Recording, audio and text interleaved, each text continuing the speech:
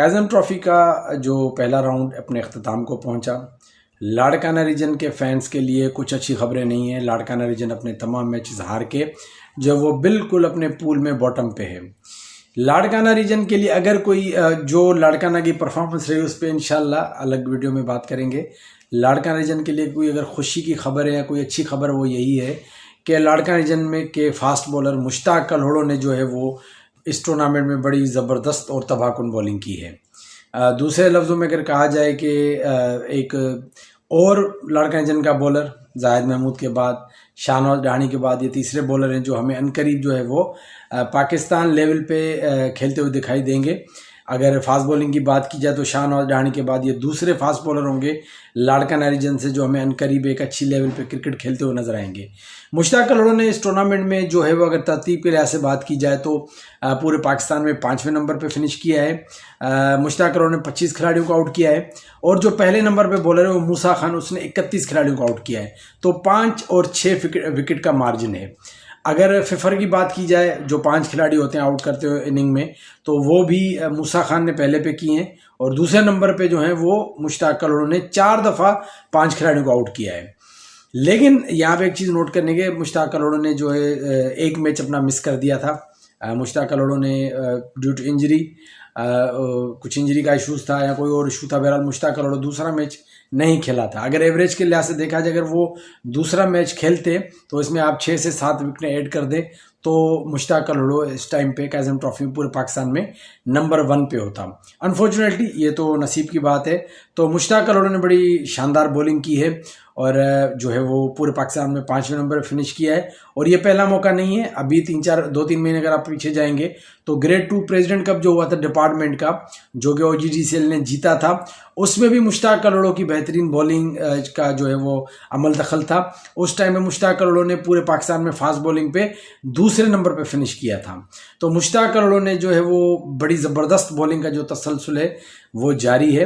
अब मुश्ताक कल्होड़ो के से उम्मीद, सबसे पहले उम्मीद जो एक्सपेक्टेशन ये है कि जल्द अज जल्द मुश्ताक कल्होड़ो को अभी जो भी इवेंट्स हो रहे हैं, जैसे अभी जो ट्रॉफी होने वाली है जिसमें सारे हमारे जो ज़बरदस्त प्लेयर्स खेलेंगे उसमें भी उसको शामिल किया जाए। दूसरा कि पाकिस्तान ए के लिए भी मुश्ताक कल्होड़ो को कंसीडर करना चाहिए और PSL के लिए भी उनको लेना चाहिए, शामिल करना चाहिए। अब इसमें जो बात है वो ये है कि ये खबरें भी आ रही हैं कि पाकिस्तान ए के लिए भी अपकमिंग इसके बाद जो टूर्स हैं उसमें हो सकता है कि मुश्ताक कल्होड़ो को शामिल किया जाए। डिस्कशन चल रही है, लेकिन हम ये मुतालबा करते हैं कि डिस्कशन ही इनको शामिल करना चाहिए क्योंकि इतनी बड़ी परफॉर्मेंस के बाद प्लेयर का हक बनता है कि उसको मौका दिया जाए।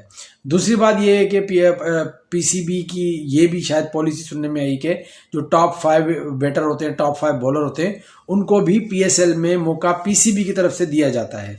तो उम्मीद करते हैं कि इस साल PSL में भी हमें मुश्ताक कल्होड़ो खेलते हुए नजर आएंगे और जो परफॉर्मेंस मुश्ताक कल्होड़ो दे रहे हैं और जिस तरह की वो बॉलिंग कर रहे हैं तो उम्मीद की जा सकती है कि अनकरीब हमें मुश्ताक कल्होड़ो जो है वो पाकिस्तान लेवल पे खेलते हुए नजर आएंगे।